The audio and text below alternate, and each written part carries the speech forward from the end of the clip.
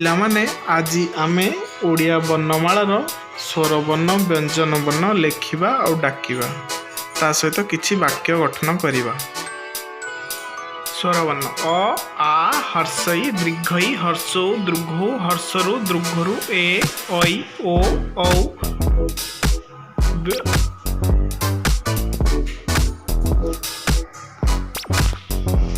ବ୍ୟଞ୍ଜନ ବର୍ଣ୍ଣ କ ଖ ଗ ଘ ङ ଚ ଛ ଜ ଝ ଟ ଠ ଡ ଢ ଣ ତ ଥ ଦ ଧ ନ ପ ଫ ବ ଭ ମ ଜ ର ଳ ୱ ତାଳବେଶ ମୂର୍ଧନ୍ୟଷ ଦନ୍ତସ ହ କ୍ଷ ୟ ଲ। ବର୍ତ୍ତମାନ ଆମେ ଏବେ ସ୍ୱର ବର୍ଣ୍ଣ ଆଉ ବ୍ୟଞ୍ଜନ ବର୍ଣ୍ଣକୁ ନେଇ କିଛି ବାକ୍ୟ ଗଠନ କରିବା। ପିଲାମାନେ ଯଦି ଆମ ଭିଡ଼ିଓ ଭଲ ଲାଗୁଛି ତାହେଲେ ସବସ୍କ୍ରାଇବ୍ କରିଦିଅ, ତା ସହିତ ମଧ୍ୟ ଲାଇକ୍ ଗୋଟେ କରିଦିଅ। ଅରେ ଅରଟ ଆତ ହର୍ଷଇ ହର୍ଷଇରେ ଇଟା ଦୀର୍ଘଇ ଦୀର୍ଘଇରେ ଇସ ହର୍ଷୌ ହର୍ଷୌରେ ଉଇ ଦୃଘୌ ଦୃଘୌରେ ଉନ୍ ହର୍ଷରୁ ହର୍ଷରେ ଋଷି ଏକ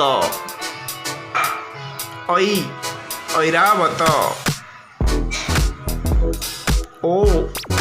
ଓରେ ଓଟୋ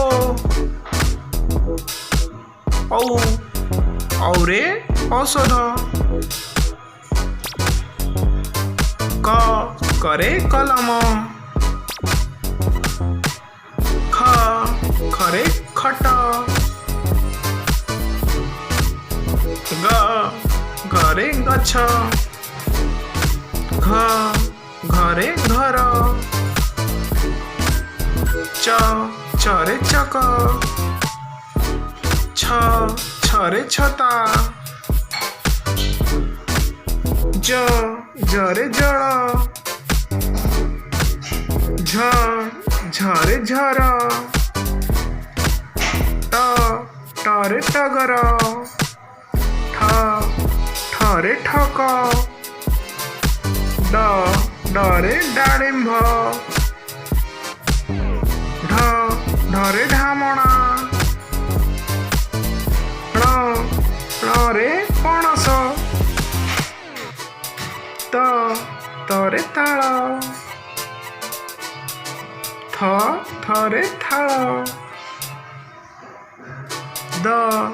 ଦରେ ଦା ଧରେ ଧନୁ ନରେ ନଖ ପରେ ପଣସ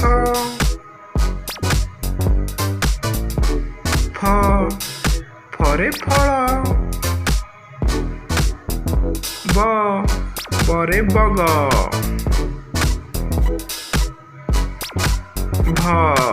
ଭରେ ଆମ ଦେଶ ଭାରତ ମରେ ମକା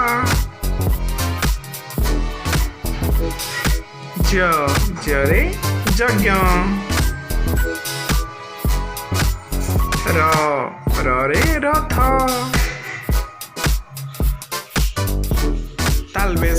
ତାଳବେଶରେ ଶଙ୍ଖ ମୂର୍ଧନ୍ୟଷରେ ଷଣ୍ଢ ଦାନ୍ତସରେ ସପୁରୀ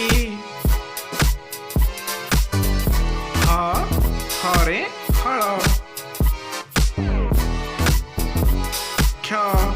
କ୍ଷରେ କ୍ଷତ ୟରେ ନୟନ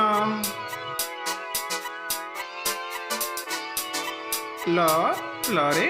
ଲଙ୍କା।